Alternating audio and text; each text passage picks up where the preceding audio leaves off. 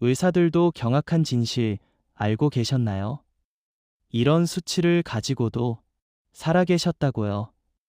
서울 대형 종합병원의 한 진료실. 담당 주치의의 목소리는 떨리고 있었다. 그의 앞에 앉아있던 47세의 남성, 정성우 씨는 자신이 무슨 큰 병이라도 걸린 듯한 기분에 입을 꾹 다물었다. 그리고 조금 뒤 의사는 한마디를 덧붙였다. 이건 거의 기적입니다. 평범했던 남자. 정성우 씨는 평범한 직장인이었다.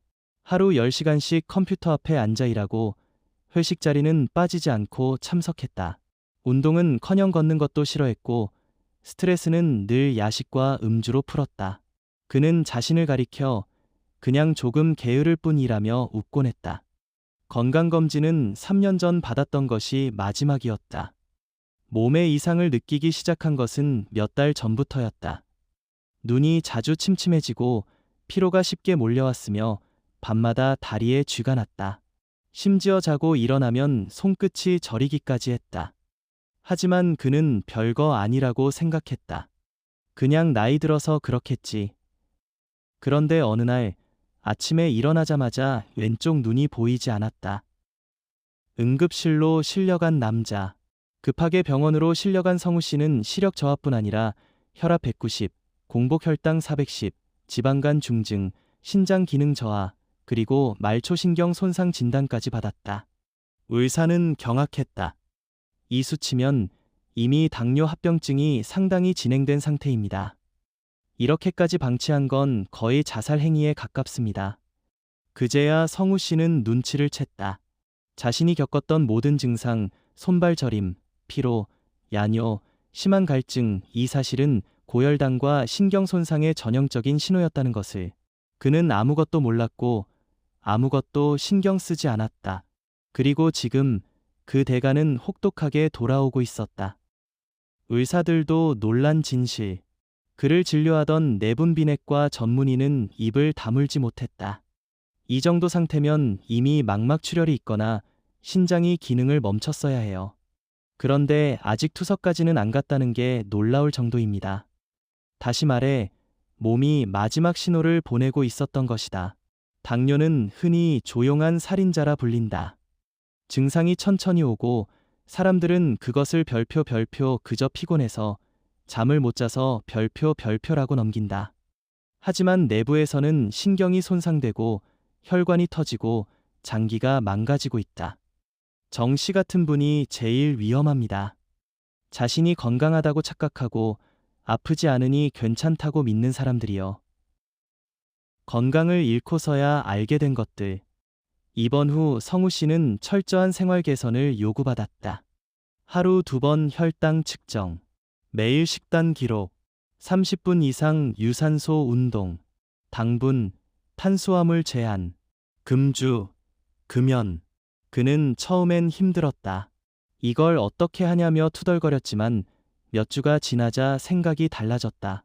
한밤중에 간호사가 와서 조용히 말해준 이야기 때문이었다. 어제 들어온 분 계세요.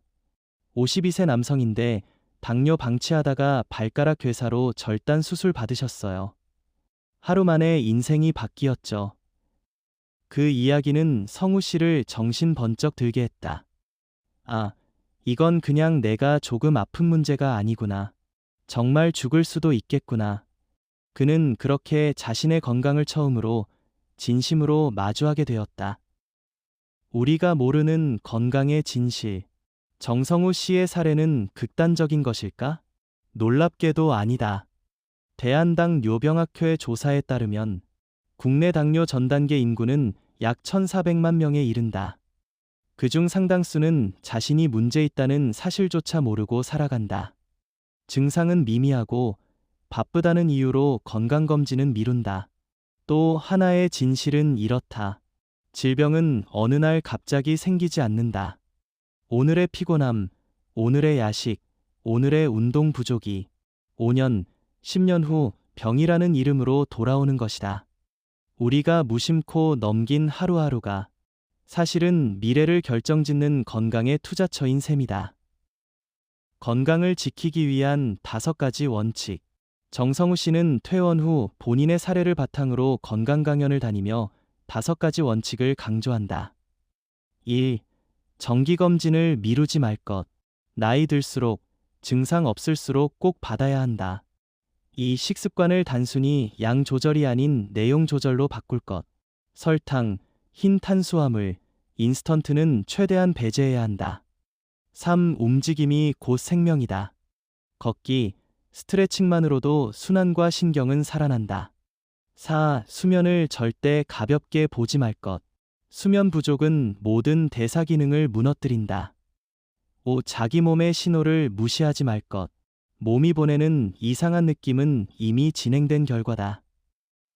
마무리하며 나는 괜찮아 라는 착각.